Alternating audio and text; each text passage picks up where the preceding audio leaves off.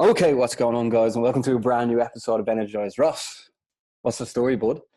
Man, absolutely buzzing with this show. We have just launched a giveaway competition. We're giving away not 100 but €200, a pair of lovely Adidas boxing gloves, some hand wrapped, some pads, an Energized t-shirt, and an Energized hoodie. Who does not want to win that?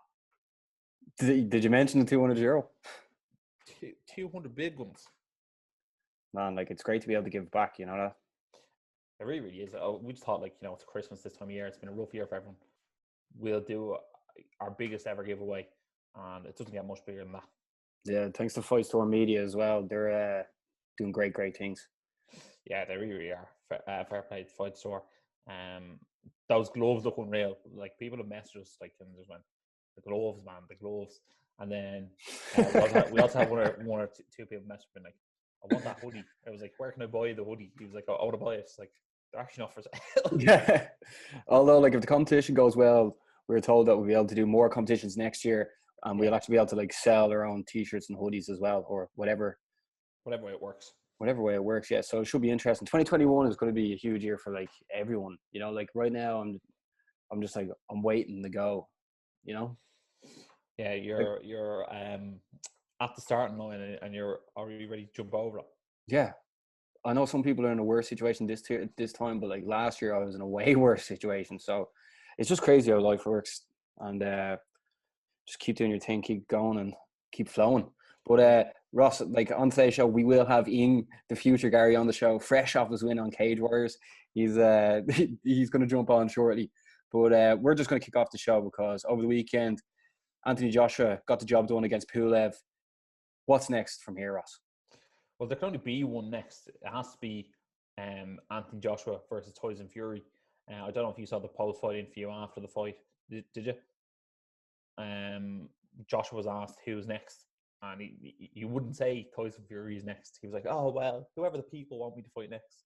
And then the interviewer went, "Well, who here wants to see Joshua fight Fury next?" And then all the fans were like, "Yeah!" And then he was sort of just asked about the Fury fight, and Eddie Hearn was then asked about the Fury fight, which I always find weird because in no other sport you have the person who fought and the manager both being interviewed at the same time. Yeah, it's strange, it isn't it? Sense. It is very, very strange. And then Eddie Hearn was like, "Yeah, 5 or 6 months." And then Joshua was like, 4 or 6 months? He goes, "That's ages away." He goes, "All right, you want to tune her?" He's like, "Yeah, obviously." So I think we will look on March, April for that fight. Oh, yeah? Yeah, I think so. I think March is a good day for that fight. And do you think they're going to have that in London, or do you think they might try and do it abroad? I think a lot of it will depend on whether they can pack out a stadium in London or not. If they can pack out a stadium somewhere else in the world, they'll probably go somewhere else in the world and do it.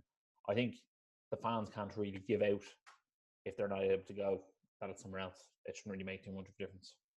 Yeah, but also there was a big announcement just straight after our show came out.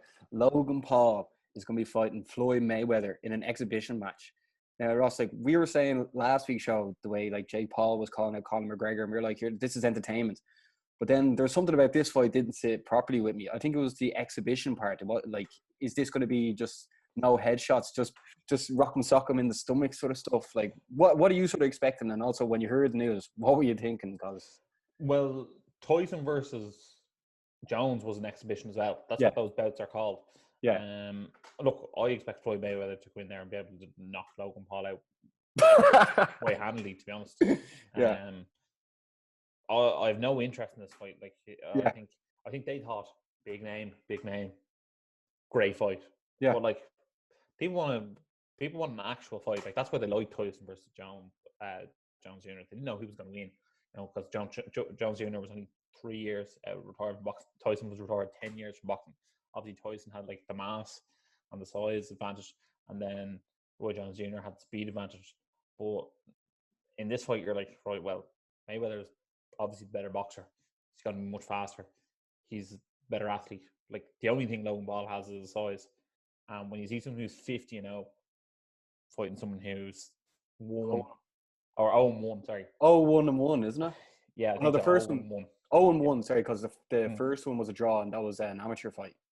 Yeah, it'd be like me fighting Demetrius Johnson, and then people being like, clearly, after having a white collar boxing match, oh, clearly he's going to win. He's so much bigger than him, but obviously not.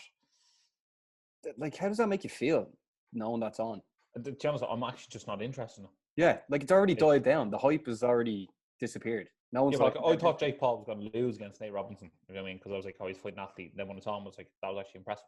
Yeah, and that was a proper fight.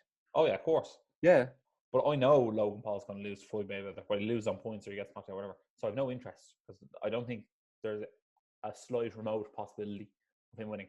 That's like me trying to play football against David Beckham. I'm like, oh, Beckham's a bit older than me, but like he was a professional footballer. I just like to kick the football. You know what I mean? It's just not entertaining for me. Yeah, but even like the Conor McGregor versus Floyd Mayweather, I was convinced anything Conor McGregor touch turned to gold. I was like, right, he has a great chance. Like he can win this. But this is just even like this is a million times shorter. That like you're just like, why is this happening? It's almost like remember Floyd went over to Japan for New Year's. I think it was 2 years ago to fight Tension. Yeah, and like absolutely smoked him. I don't know. We're obviously going to keep an eye on it and then be looking at it, but it's just it's not the same. No, it's not. It's really not the same. It's really not the same. It's. I just don't believe it. If you know what I mean, I'm just like this is what it is. It's a cash grab, and you can see it's a cash grab. You know what I mean? And like that you can tell they're in it together. You know what I mean? Like we'll just make loads of money this round. Yeah. I dislike everything about it. Yeah. And also, I think Jake Paul is a far more likable character than Logan Paul as well. And it'd be close. Yeah, but I don't think Floyd Mayweather is that likable. And I think Floyd Mayweather's like selling ability was people were hoping that the next person would be the person to beat him. Yeah. And no one's going to think that with Logan Paul, so I don't see it doing incredible pay-per-view numbers. Yeah, they're just trying to use the same recipe, as in like famous dude, professional boxer. Let's see what happens. Like, yeah. But ding, ding, ding. Yeah, but I don't. No one was sitting at home clamoring for this, you know. But no one asked this fight. It is what it is. I think it's February or March. We'll definitely keep you updated on that. Ross, also over the weekend, the McKenna brothers, after fresh coming off the show, they both won on Friday night.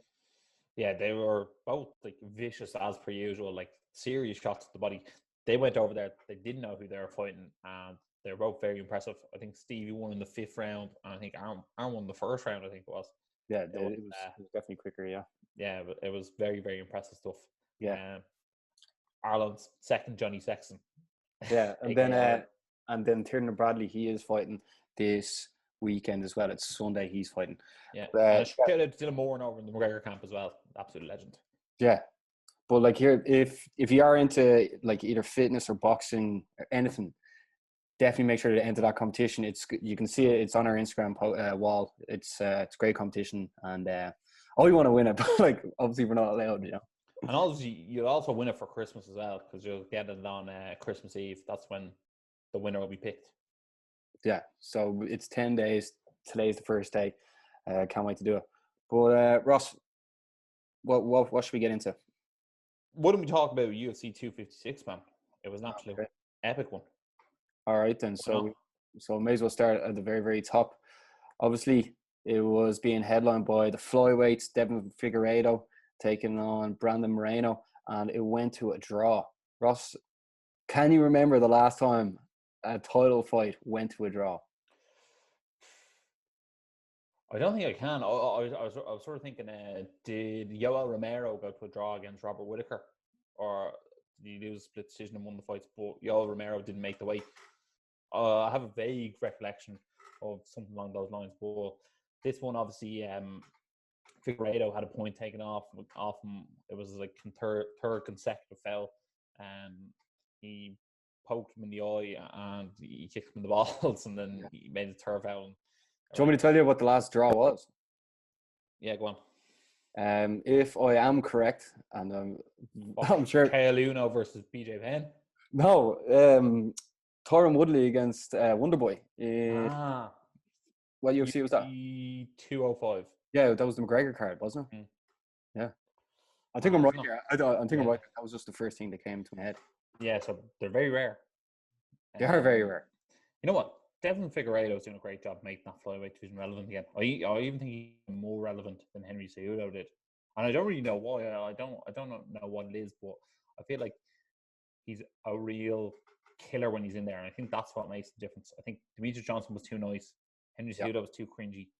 Like, do you ever feel that when like the local guy down the pub, if he was watching two flyweights, he goes, "They're only midgets. I'd batter them." Like, when Davidson Figueiredo fights, people are like, "Nah, I wouldn't like to fight him." I feel like that is it. Do you think it's because he's fighting, like he fought on UFC 255, now he's fought on UFC 256, so he's just in people's mouths more, so therefore he's more relevant? It's definitely an upside to it. I do think like beating Joe Benavidez twice like really makes a name for yourself as well. Like, people know who he is, and I think that was sort of a coming out moment for him. Yeah, so like obviously this was given fight of the night. Mm. It was a draw. I know Figueiredo got points taken away from him, but do you want to see a run back? Yeah, I think it should be run back. If you think of the flyweight division, there's not many people are putting their hand up and being like, right, it has to be me next. There's a Russian fella, I think Askov, I think his name is. Yeah, Askar Askarov. Askarov, there you go. I think he's probably the next contender, but I don't think anyone's going to throw their arms up in the air and give out about them having a rematch, except for maybe him. And him alone. But it was such a good fight. It was maybe fight of the year contender. So yeah, that's what everyone's saying. So like, I don't think anyone's going to complain about running that back. And also, some people thought Moreno won, and some people thought Figueiredo won. So, well, that makes it interesting for a second go. But Ross, we may as well get into it as well. Tony Ferguson was defeated by Charles Oliveira by decision. Going into this fight, I thought Tony was going to win. I think you thought it as well, didn't you? I think it was sort of leaning towards Tony just because like that big fight experience. Yeah. But like, I knew Charles Oliveira was a very, very dangerous opponent, and I actually think I predicted in the last one. I think I was like Oliveira will win by submission, and he almost did at the end of round one. Like, how deep was that armbar, Baz? Oh my God, he was doing the splits with his elbow. He actually was. It was a different level. But Charles Oliveira was incredible this entire fight. Like, no one's ever beaten Tony Ferguson 30-26 all across the judges' scorecards. He mixed in his takedowns brilliantly. He mixed in his striking brilliantly. It was an epic all-around performance by Charles Oliveira. And in my opinion, that makes him the number one guy in the lightweight division. Yeah. Yeah, I was seeing a lot of online being like, yeah, but guys, Justin's still number one. And I'm sitting there going, Justin's still number one. I thought about it and went, well, Poirier beat Justin before, and he's beat Dan Hooker in the meantime, right? And he lasts longer against Khabib than Justin Gaethje did. I was like, Conor was actually the champion, and he lasts longer than Justin Gaethje did. And just because Justin Gaethje beat Tony Ferguson, I thought Charles Oliveira beat Tony Ferguson better than Justin Gaethje beat Tony Ferguson. So I actually think if I was to rank them, Justin Gaethje would be my fourth out of the contenders for who's left, to be honest. And then where does Charles Oliveira go from here? Because obviously he used to fight in the featherweight division. He's obviously not a huge name, but he's after taking like a scalp from Tony Ferguson. That's as big as it comes, really. Yeah, well, that's the thing, and he should probably stay very active after this. He should probably look to fight again soon. He has lined up well with the McGregor and Poirier fight, and Conor McGregor moved to number one in the UFC's official pound-for-pound rankings. That's definitely going to make a lot of noise, and you're definitely going to hear from the man himself about that. He'll be delighted with that moniker, pound-for-pound king. But look, the winner of that fight could easily fight Charles Oliveira. But who knows? Maybe maybe the media who vote in the rankings went, this will get Khabib out of retirement. We'll put McGregor in at number one and Khabib down to number 3. But like, who do you think Oliveira will take on next? I could see Justin Gaethje fighting Michael Chandler on the McGregor card or on that week of the McGregor card. They'll probably fight a main event, actually. That's what I'd do with them anyway. I'd definitely make that a main event. And he could fight the winner of that. Or he could fight the winner of McGregor versus Poirier. What about Nate Diaz? Nate Diaz is not a bad shout, but he's such an unknown commodity and when he's ever actually going to come back and when he's going to actually fight. I know. It's just because Charles Oliveira is just all I can picture is jiu-jitsu, and I'm like, right, who could that match up against? And like, Nate Diaz. He smashed Kevin Lee on the feet. I know. It's just he has to fight someone in the top 5 now, and they all He seem. already did. He just fought Tony Ferguson. Yeah, no, but another one. Well, yeah, I don't like if realistically his next fight could be for the belt, but he also might have to fight another top contender. But he's also won 9 in a row. Yeah, that's the thing. He's just. But then again, Leon Edwards won 9 in a row as well, and he didn't get a media title shot either. Yeah, that's the thing. Yeah. Right. Well, watch this space. Mm. Ross, also Mackenzie Dern got the win, and something we have to talk about. Kevin Holland defeated Zachary Souza in the first round. Kevin Holland, he's won his 5th fight of 2020. Is Kevin Holland the UFC's fighter of the year?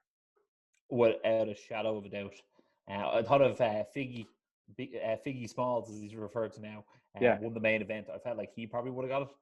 But 5 fights, and not only that, he actually fought his first fight in the UFC this year in May. So he's actually done it in 7 months, 5 fights, 5 wins. And he knocked Zachary Souza out off his back with punches. Yeah.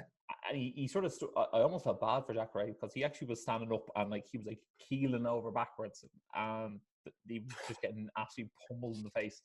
Kevin Holland has like announced his arrival to the top 10 in the middleweight division, and he looks like he's a scary prospect for anyone to have to fight. It's mad how he was meant to fight Jack Hermanson, and then Jack Hermanson lost against Marvin Vettori. Then Kevin Holland takes out Zachary Souza, which could potentially be his last fight in the UFC. We'll obviously get into that. Yeah. But what would you like to see next with Kevin Holland? Because he's with the big boys now. I would definitely not like to see him fight Marvin Vettori because I feel like his pressure and his like sort of grappling style is not good for Kevin Holland. I wouldn't mind actually seeing him fight a Jared Cannonier, potentially even a Robert Whittaker, or even a Paulo Costa. I wouldn't mind seeing him fight those boys. But he called out Kazmat Chimaev, which I think is very interesting because he said that Kazmat is robbing his shtick. His shtick is that he fights all the time, and Kazmat's only fought 3 times this year, so he's not fighting all the time. So that's actually very true. That's very true. Yeah. Then Ross, Junior Dos Santos was defeated by Cyril Gane in the second round. Ross, like the undefeated Frenchman, is former training partners with Francis Ngannou. But if you listen to the Bash with PC and Noel McGrath's French was brilliant, wasn't it? It was. Oui. And Cyril Gane's English was even better. But Cyril, where does he go from here? Would you like to see him take on Francis Ngannou? Because there seems to be a bit of beef there, you know? I don't think I want to see him fight Ngannou next because Ngannou deserves to fight for the title. Yeah. But I do think he gets right in that mix of Alistair Overeem, Volkov, Derek Lewis. He's right up there with those guys. In terms of JDS, I think he might have ran his course with the UFC. I wouldn't be surprised to see him get let go and part of the let goes and see him head off to Bellator or maybe even retire or maybe do one big fight in Brazil or something like that and then retire. Yeah, because we never actually talk about UFC releasing fighters, and now that's one of the most talked about things after Yoel Romero and Anderson Silva being let go. But after looking at this card, you're sort of thinking, Tony Ferguson, could he be let go now? Zachary Souza, could he be let go now? And Junior Dos Santos, that's six losses in a row for him. Like, who, like, on a scale from 1 to 10, we'll start with Junior Dos Santos. How likely do you think that's his last fight in the UFC? I would say 8.5 out of 10. Realistically, like, he still commands a large pay packet. Is the juice worth the squeeze anymore with him? Probably not. You have to sort of say, like, could you squeeze him in the main event against someone? You probably still could. But is he selling tickets anymore? Probably not. Okay. Then what about Zachary Souza? Zachary Souza, I would say 9 out of 10 chance of him leaving. Just because he has such a good relationship with Bellator's president, Scott Coker. He fought there before. If UFC is willing to let him go, I think he'll happily go to Bellator.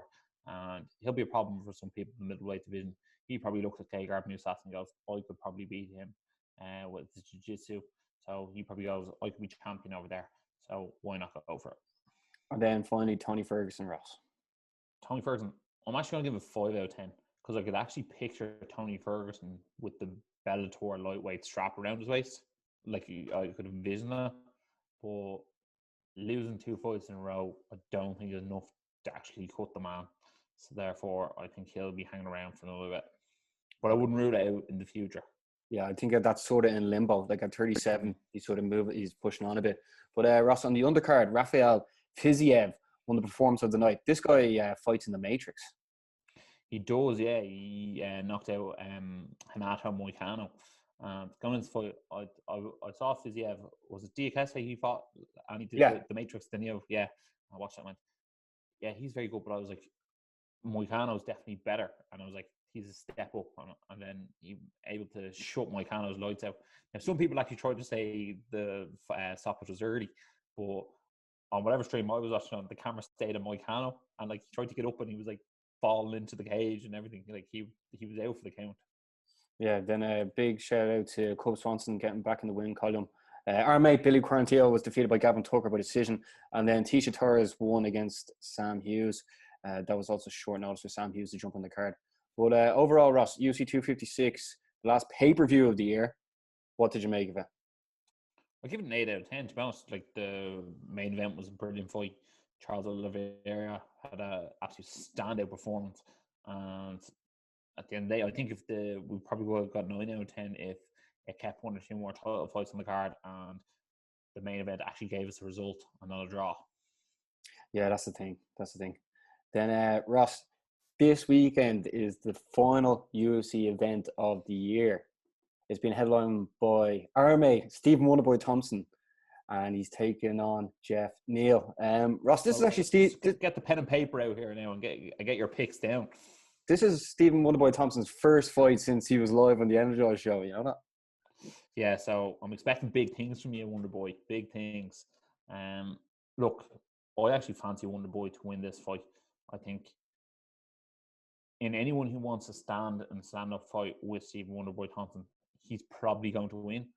And I believe he'll be able to beat Jeff Neal. Now, obviously, we saw Pettis be able to knock out Wonderboy, and it was very, very impressive. But at the end of the day, I do think that Wonderboy would have learned from that. I think that he'll be able to use his elusive stance to keep Jeff Neal at arm's length, a bit like how he beat Jorge Masvidal. Yeah, this was originally meant to be headlined by Leon Edwards and Kazmat Chimaev. That's going to be rescheduled for the new year. But Ross, also on this card, Jose Aldo's taking on Marlon Vera. Marlon Cheeto Vera is coming off that massive win against Sean O'Malley. Jose Aldo's coming off that loss for the title. What are you sort of expecting? Look, this could be anyone's fight. I think the question is now, what does Jose Aldo have left in him? Does he? Man, he could be another one that's let go as well. True. Any Jose Aldo or any glimmer of Jose Aldo that was the WEC Jose Aldo that is left would beat Marlon Vera. But Marlon Vera is not here to make up the numbers. He's not here to be Jose Aldo's opponent. He's going in there for a win. I'm sure being South American as well, he grew up idolizing Jose Aldo, and now's his chance to put him away and probably finish his career. Well, this is obviously only 3 rounds. I think Jose Aldo really, he does. I don't think he has them championship rounds left in him. I think when we saw against Max Holloway, we were like rounds 4 and 5. There was nothing left in the tank. But I think Dana White said it before. In a 3-round fight, Jose Aldo is one of the best fighters of all time. Yeah, that's why I'm going to go for Jose Aldo on this. Wonderboy Thompson in the main event. Yeah, I agree with you as well. Then the second I saw this fight, I was straight on to Ross. I was like, Ross, this is the fight. Michael Pereira Lima taking on Chaos Williams. This is in the welterweight division. This is I have a feeling this is going to be fight of the night. If you're going to put any money on anything, this is my fight of the night. This is matchmaking heaven. Ross, tell the people at home why they have to watch this fight. Well, Michael Pereira is a capoeira master, and he'll even give up a brilliant position he's in just to do a trick. He's constantly doing backflips and everything in the cage. He does the fake Showtime kick as well. Like he'll rub him off the cage and then fake a kick. You'll see nothing like him. And then Chaos Williams, he actually recently knocked out Abdul Razak Kazan, and that fella is an absolute animal. He knocked him out 30 seconds flat. And I just think this is going to be fight of the night. It has it written all over it. Yeah, also on the card, Marlon Moraes is taking on Rob Font. Marcin Gabur is taking on Greg Hardy. And Anthony Showtime Pettis is taking on Alex Moreno, the guy who last defeated Reece McKee. So, like, name value on this card is quite high. Yeah, to me, I'm going to give this card an 8 out of 10. But I probably would have given it a 9 out of 10, except I know that we lost Kazmat Chimaev versus Leon Edwards. If that was never on the card, I probably would have given it a 9 out of 10 to finish off the year. But it's a great card, let's be honest. Yeah. Also, during last week, there was a post out about Kazmat against Leon next year.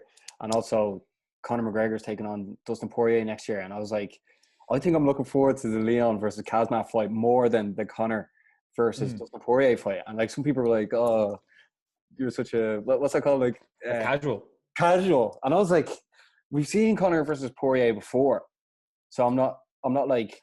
But also, I think it's strange to call someone a casual when you're actually wanting to see the lesser known quantity than the greater known quantity, if that makes sense. It's the unknown quantity of that fight is just way more intriguing.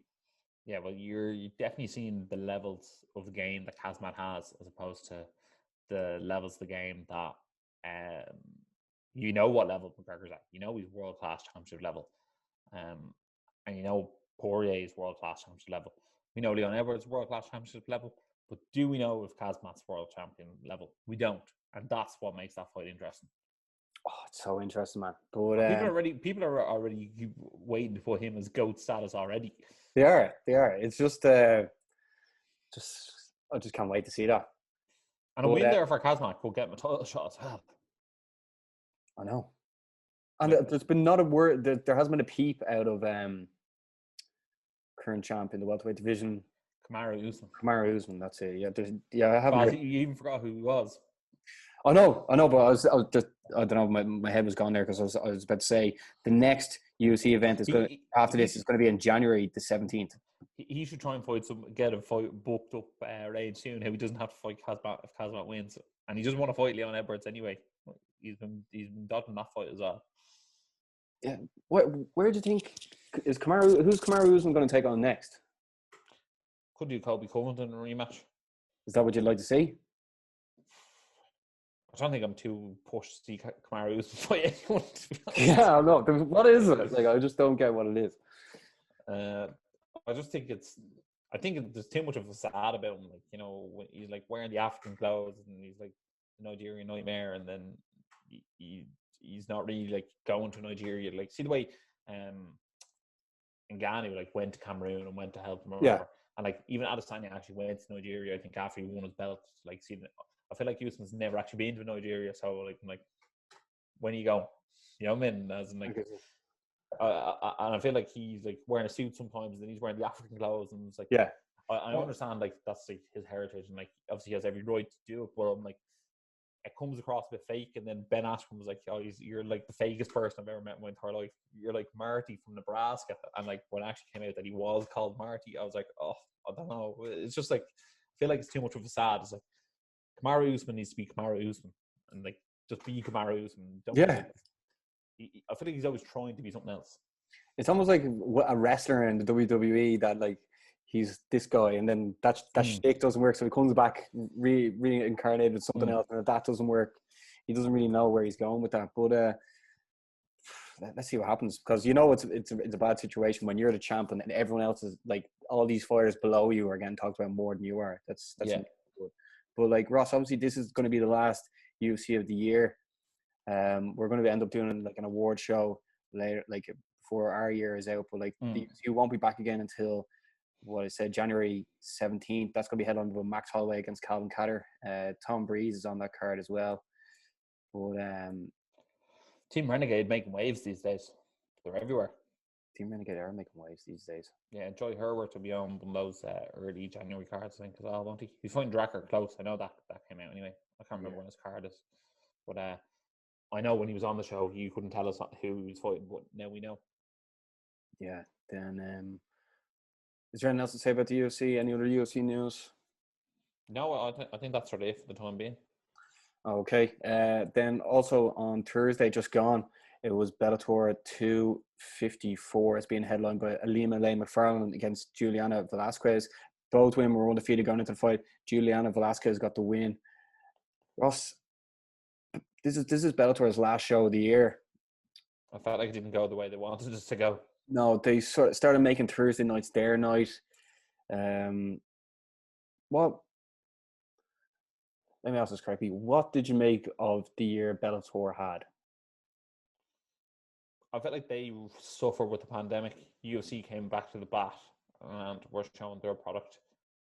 Bellator, I think, were a solid 2 months behind them to get their product up and running. And I just felt like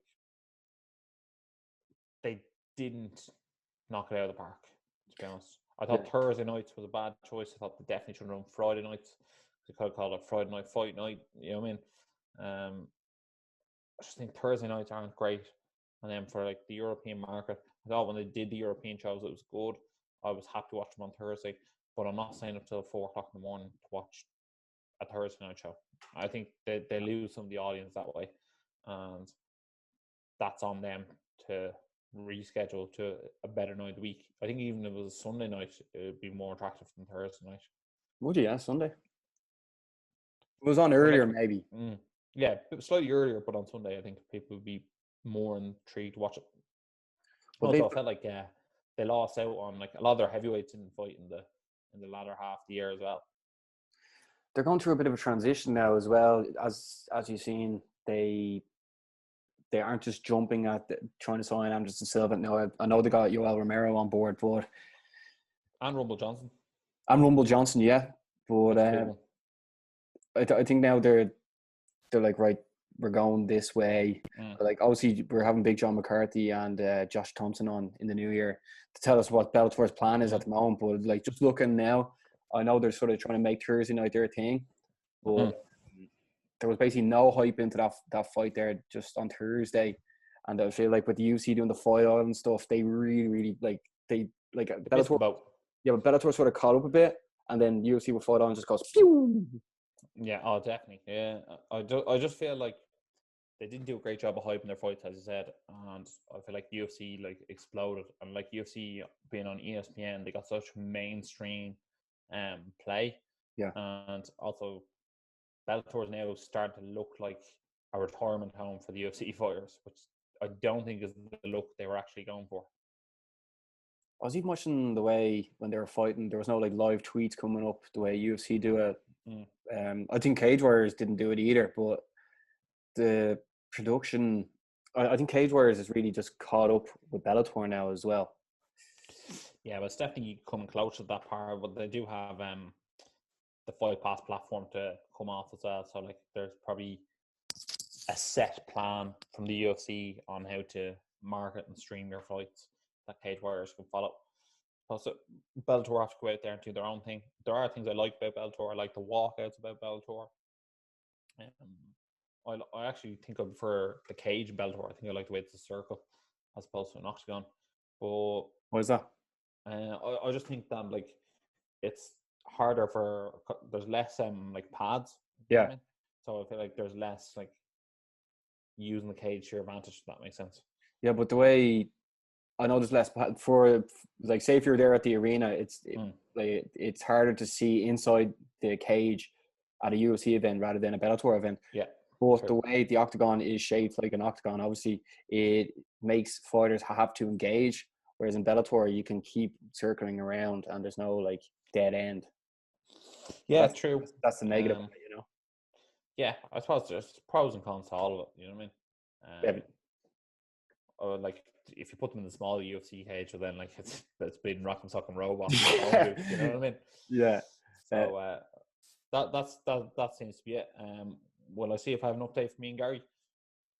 Yeah. I think he has a voice now here for me. So yeah. Also, Clan Wars, and then Ross also Clan Wars was on over the weekend as well. I can't believe they actually pulled off that event because the previous week it was cancelled.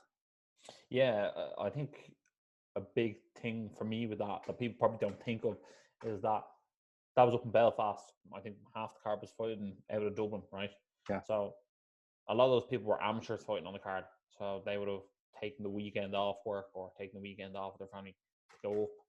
It's cancelled. You have to come back down, and then you have to arrange to have the next week off and go back up and make weight again. So I think a lot of fights did get cancelled, a lot of fights did Yeah. get taken off.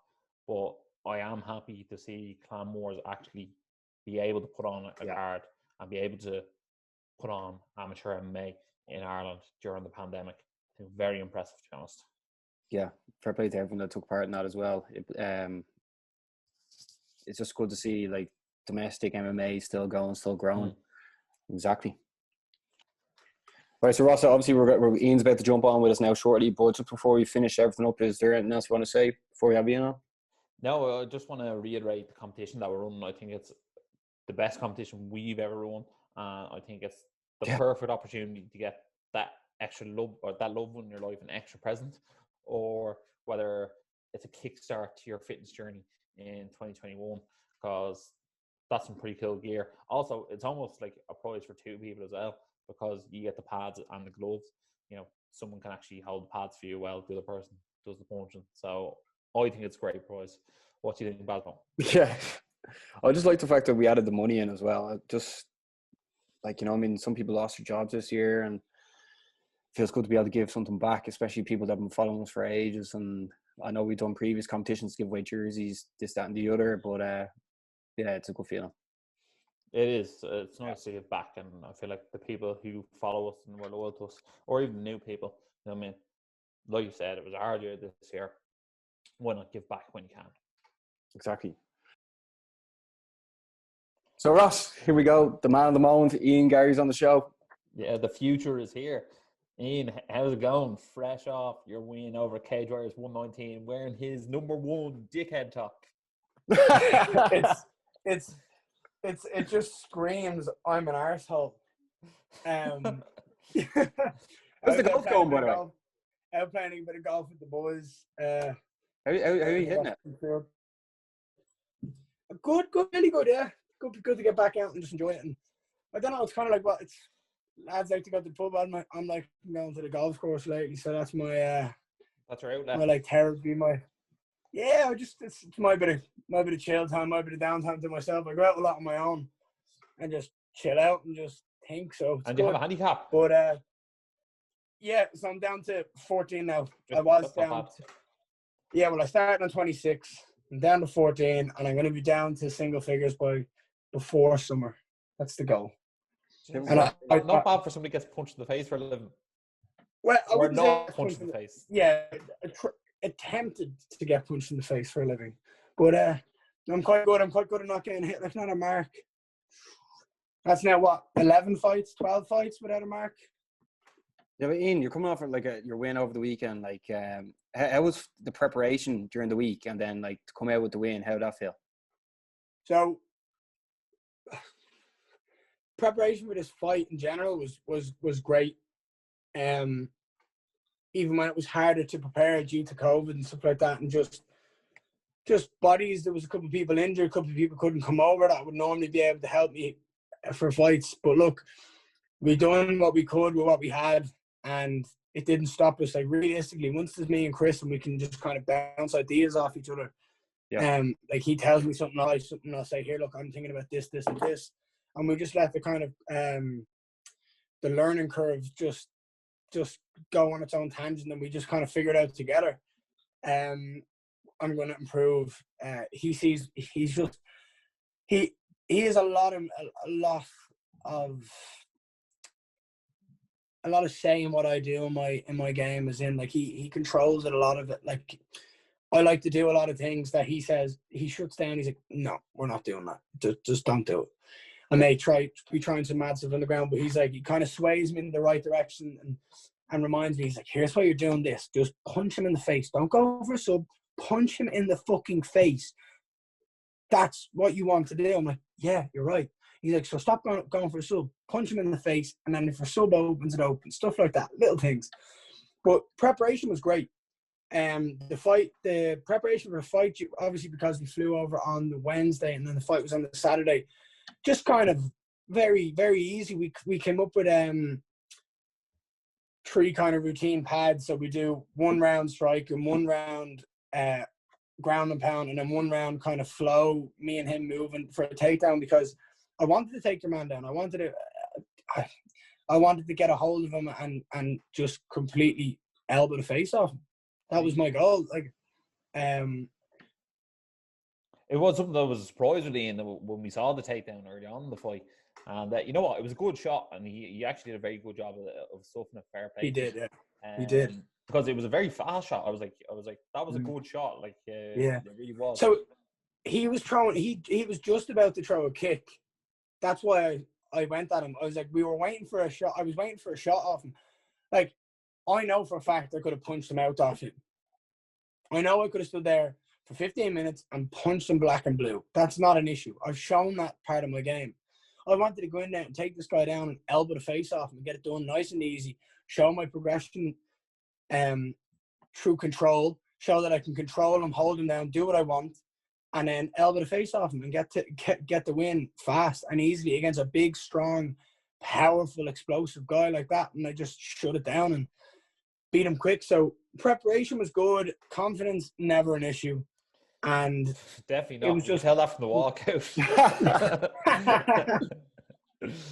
Like after having that fight now and like wrapping up the year the way it has been, like how are you sort of feeling now? Because like obviously you were dying to get on that UFC Dublin card that didn't actually happen at the end. But and then when you look at what like how Reese has gotten on in the UFC now, he's gone 0-2 after having a huge name, especially over here. Like, are you sort of now like, I want to just sort of keep taking my time, keep getting the sort of the experience in the cage? Like what's the way you're sort of looking at things now? Because everyone was hyping you up to get on that UFC Dublin card, but now it's like maybe like if you went into the welterweight division now, you'd be the youngest by far, you know? Yeah. So I want the belt. The vacant belt. However, yeah, I want the belt. That's what I want. It's vacant. There is no one else in the division who can call for that belt at the moment that's signed to Cage Warriors. Aaron Khalid would have been me and Khalid for the belt had Aaron won, I imagine, but he lost, and I don't know what the story is with the opponent that he fought, the Yamani, the Italian. I don't know. But I know how good I am. I know how like, you can only be as good as the guy that's in front of you, if that makes sense. As in, like, the better guys I'm going to fight, the better scrambles and the better fights I'm going to have. If I'm fighting guys that I don't think are on my level, I'm going to run through them. I'm going to run through the top level guys anyway. But it's going to take someone like me to beat me or to put up a fight against me, not someone who's just good. Yeah. It's got to be someone who's a fucking world ender. So I'm probably not going to get tested in Europe until I make it to the UFC, and I'm okay with that, because I'm like, if I can make a good guy look shit, then I'm doing my job right. Yeah. I think I have to talk to Chris, because I just listened to something Graham Boylan was saying there, and he was saying that he'd be open to giving me a shot at the belt, but once I get the belt, there's no more room for progression. Like, that's the thing. That's the thing. You're the top guy. Yeah, and sorry to cut across you. It was just like in the build up to the weekend's fights, I asked Ross, I go, what are you looking forward to more? UFC 256, obviously a pay-per-view, or Cage Warriors? And we were like, we're both looking forward to Cage Warriors. And then obviously like being mates with yourself and Paul, and then Paul lost, and then which like, you know, I mean, like, we're way more invested now in you lads, and then you got the win, and I was sort of like, right, Paul lost, even though we both thought he won. I don't know what you thought, but it was like, I thought it should have been a draw.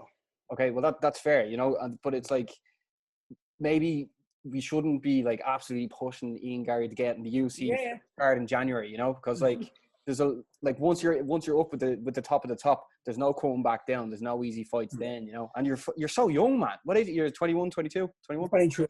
Just turned 23. Exactly, and then you'd be the youngest in the division as well. Like, as much as people want you to be there, once you're there, you're there. And then like look at the way like Reese jumped at that opportunity so fast. Yeah. And like if he could have built his brand up being on this event and the previous trilogy, you know what I mean? And now he's sort of stuck in limbo, and like touch wood, like he wins his next fight, because obviously we're all mates with Reese, but it's like, because we're very good friends now, you just don't want to see something like that happen, because all of a sudden you become old news. It makes a lot of sense. It's for me and Chris, we're not worried about fighting like, I'm going to speak on his point. He's not worried about me fighting the best guys at the moment. As in, he knows that's going to happen. He knows I'm going to make it to the UFC. He knows I'm going to fight the best guys. He knows I'm going to get my way up there towards the top 10 of the division and start picking lads off. He knows that's coming. That's only a matter, again, it's only a matter of time. Right now, we don't want a resituation. Like, we don't want to be jumping in on short notice to fill in for someone. We want the UFC coming to us. We want them going, we want Ian Garry. And that's going to happen. I think Chris wants one more, then the belt. And we both agreed that I want 3 fights next year. So I actually was thinking that as well. I was like, if I actually said that to Baz on the phone yesterday, I go, if Ian does the 3 trilogies next year or whatever, right? Mm-hmm. I was like, wins the fight, or even if you win the welterweight belt next, right? I was like, maybe even a test fight at middleweight and then the middleweight belt or whatever. I was like, 3 fights, another years older, another size to develop as well. Because if I remember correctly, like this time last year, you weren't even doing strength and conditioning training. You were just doing your sparring and doing your training. That was it.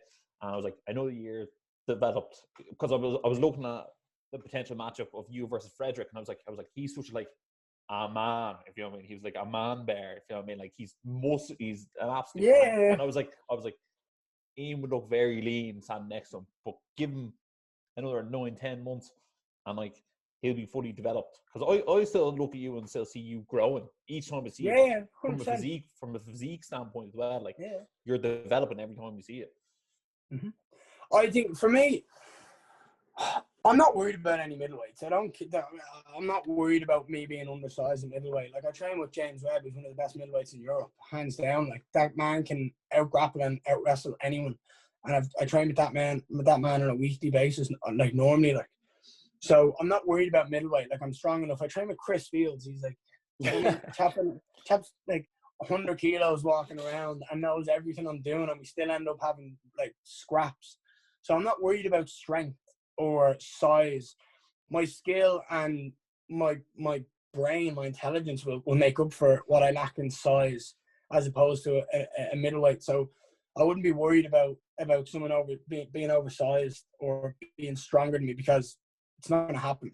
I'm like, that's great, but when I jab you in the mouth 600 times in 25 minutes, let's see who's worse after it. Do you know what I mean? I have to sit down and talk to Chris. We've said we're going to sit down and grab a coffee and chat about what's next. I think he wants one more against a top level opponent in the welterweight division, then fight for the belt, and then defend it. And I'm like, that's boring. I want to fight for the belt, then I want to win another belt, and then I might defend one of them. I don't care. I'm in no rush. But like, that belt's sitting there. There's no one else to fight for that belt. Why not give it to me? I've earned it. I've been in the division for 2 years. Yes, I haven't fought any of the top level guys, but that's not my fault. I've asked for them. I've been asking for them. Like we said, I can say it now, we said yes to Aaron Khalid for this fight. And who would you fight for the belt if you had your choice? I don't care. This is the thing. I literally don't care. I just want to fight for the belt. Anyway, I'm going to be honest, I don't think it's going to happen, because I think Chris is going to shut it down. And he's only got your best interest at heart, though. It annoys me, but it doesn't, because I know why he's doing it. I think he wants me to fight like a Khalid or a Diamani. I'd rather fight the guy to beat Khalid, because that makes more sense. But then again, it's like, why not make that for the belt? This is where it's all kind of getting a bit like hazy. We don't know really what the story is, but I want to beat a guy. Like, I've said this to you before, I don't just want to get to a point in my career because of my mouth or my hype. I want to have earned it. So if I go in now and I fight for the belt, I don't want people saying, oh, well, he hasn't fought anybody, or he hasn't done this, he hasn't earned it yet. It's like, right, fuck's sake. Jesus, apparently I can't do anything. So I want to fight. Chris wants me to fight a guy who's like recognized in Europe, recognized in the top. Like, I think Aaron Khalid is like the 7th ranked UK and Irish welterweight. Do you know what I mean? So something like that. Like, he's 10-6-1. So he's 70, near 20 fights in his pro career. So if I was to fight someone like him, and I like Aaron, I respect Aaron, but like if I was to fight someone like him and beat him, and then go for the belt, then there's no argument. It's like, right, he is the best welterweight. Now, when he wins the belt, he is the best welterweight in Europe. It's not like, oh, he had an easy road and got to where he was. It's like, well, he beat these guys, started his career. He was then so good that he couldn't fight normal, like average lads, that we put him in there with one of the top guys. He beats him, and then he fights for the belt, wins the middleweight belt, sitting there, 2 nice pieces of gold.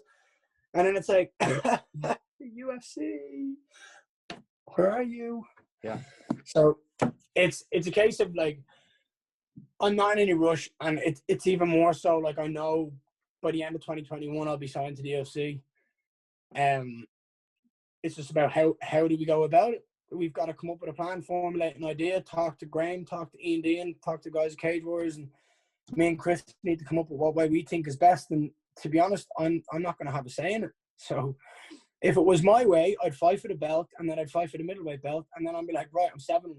I've got two pieces of gold around my shoulders.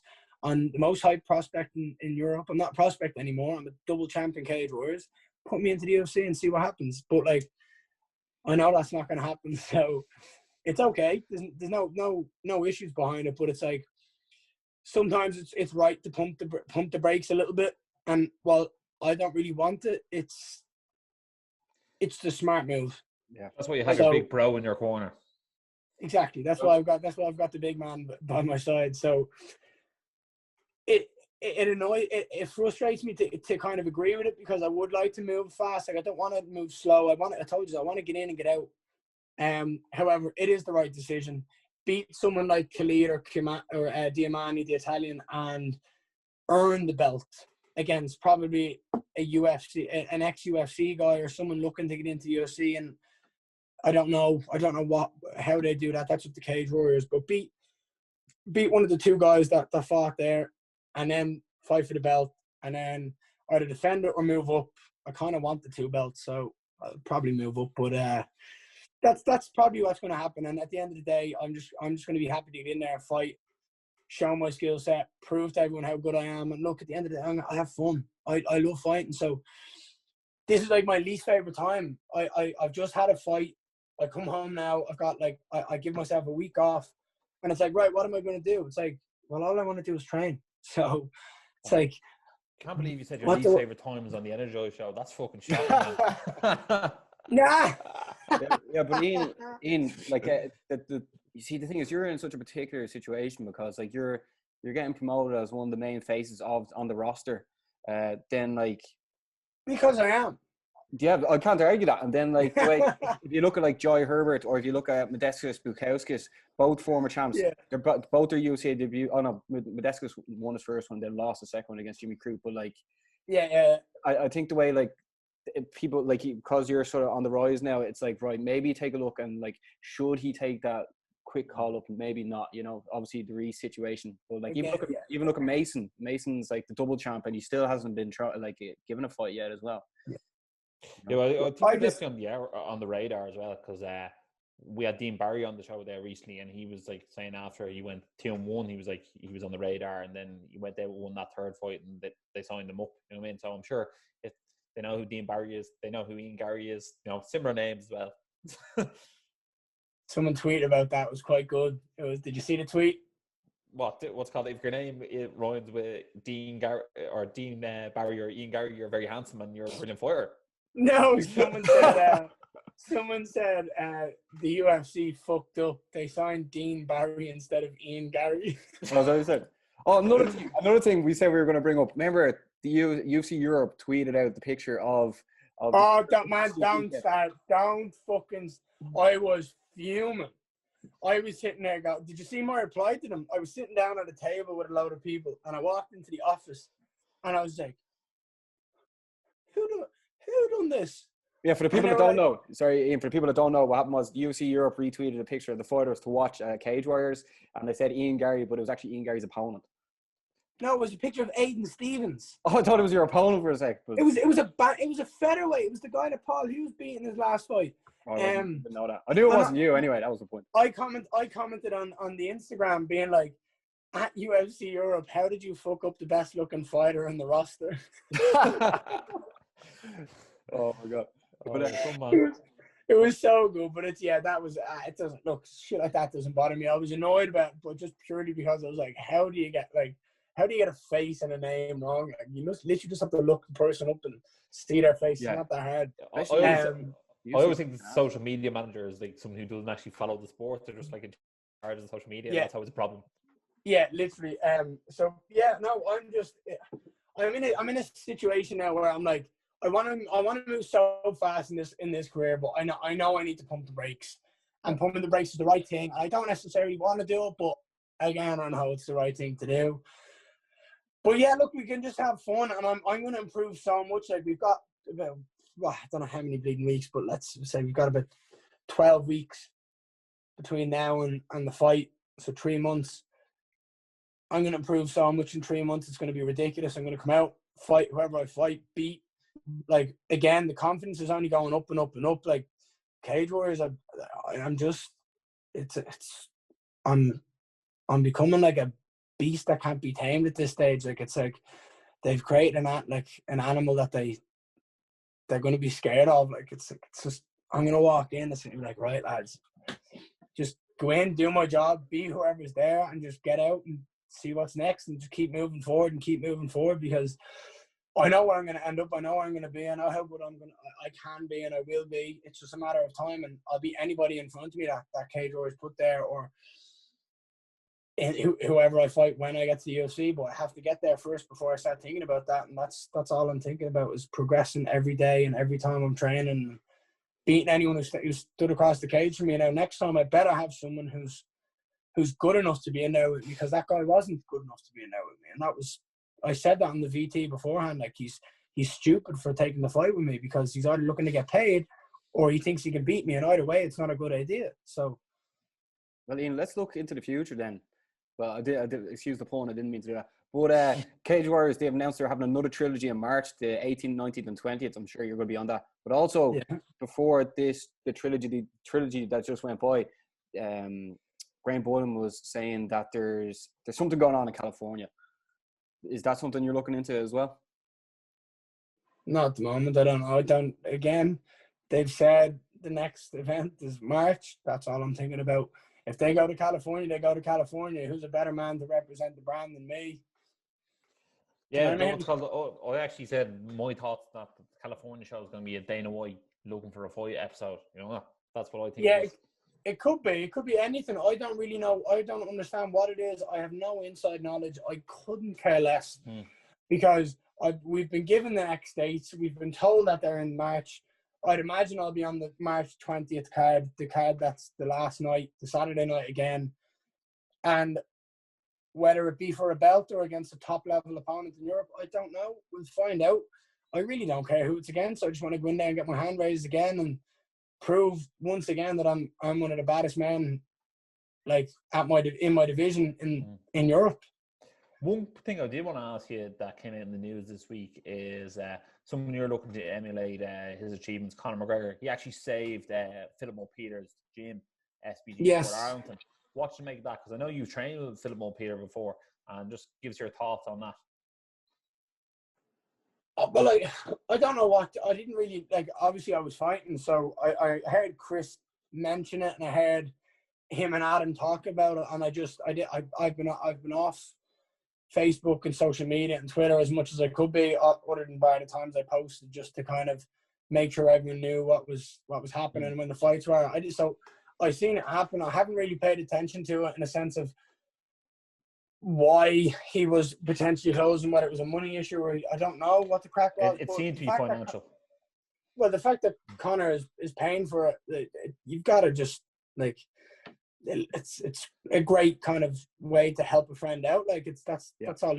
That's what he's doing. Like, if I was in that position and any of my friends were struggling to keep their gyms open due to COVID, which I'm imagining is what it is, with the membership fees and stuff like that, not being able to train, you just got to be very thankful and just be blessed that there's someone there that can kind of give you a dig out, because everyone needs a friend, not like just because it's Conor and he's minted. Do you know what I mean? it doesn't have to be something like that, but like just everybody needs a friend, and if someone can give you a hand, then that's what friends are for. Like I'm sure if you ever needed anything and I could help you, like I'd obviously do it. So like that's the way it is. So it's nice to see like people giving a dig out and helping people in this situation, because it's not easy, the COVID, especially for owners of gyms and restaurants and stuff like that. So fair play to Conor, and I hope Phil is all right and looked after until things open back up and move forward. Yeah, think about that. Hundreds of kids now have somewhere to go again, you know? Exactly, and it's about the sport as and well. There could be a future Ian Garry there as well. Who knows? There's only one Ian Garry. Well, someone might just be called Ian Garry. And there's only one Ian. Here, Baz, tell me about the Shelley thing and Energized. What was that all about?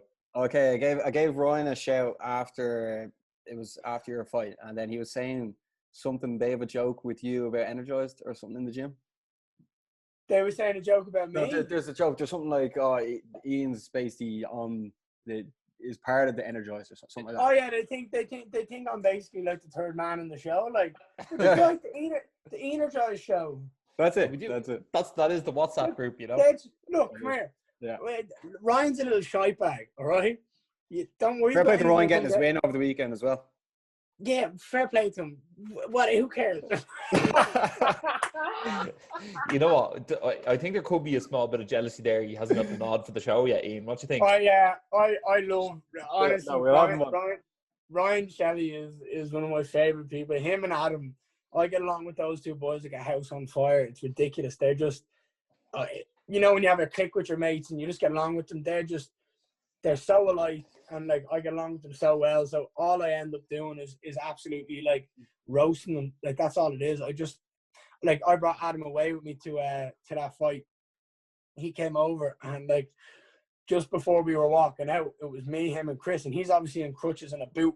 Yeah. And I was like, "You just go ahead now." I was like, "Don't walk out with us." And he's like, "You sure?" I was like, "If you go on your skull, I'm not going to be able to fight for at least 10 minutes." Like, I was like, "Just go now, because if you fall now, like it won't be on TV. Like, just me and Chris like just go before anything bad happens, because if the camera's on, you'll end up going on your nut."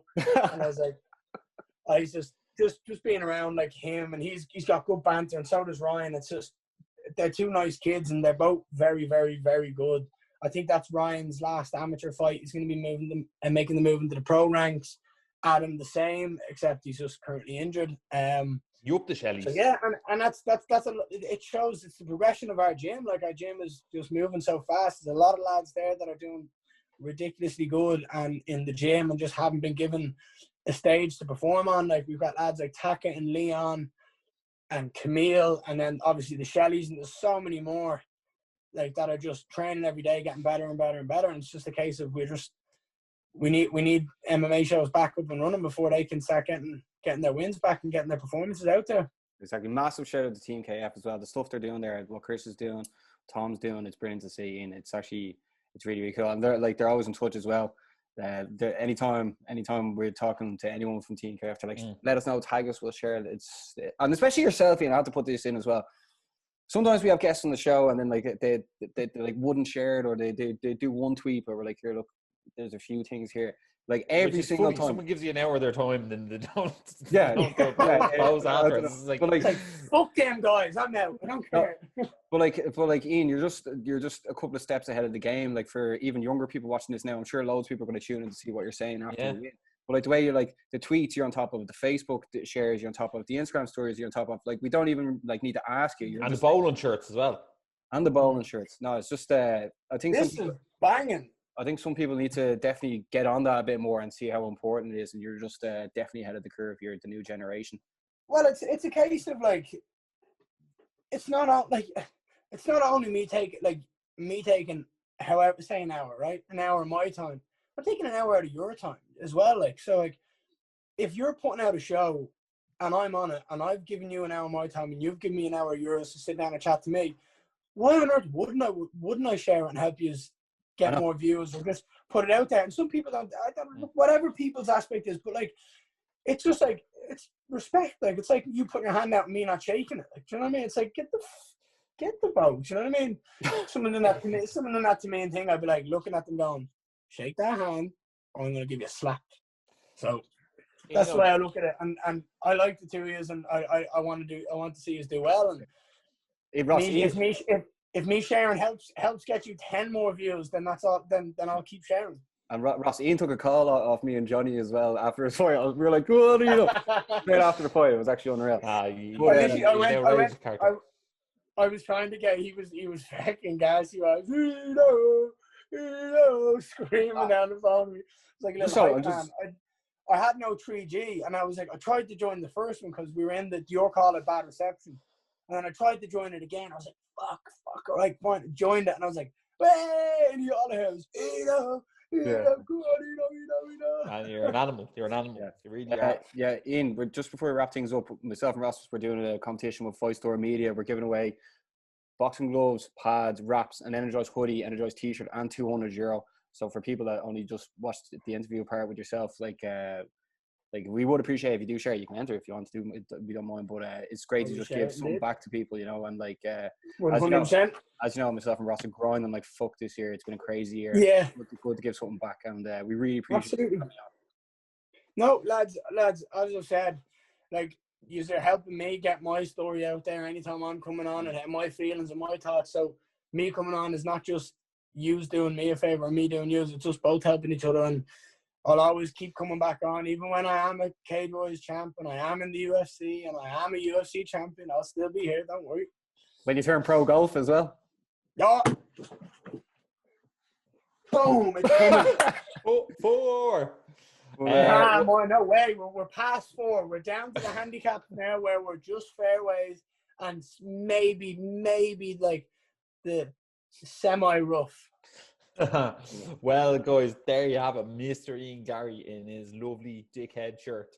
So, guys, if you have enjoyed the show, make sure to enter the Energized competition. Make sure to like, share, subscribe, and as always, stay energized. Stay energized.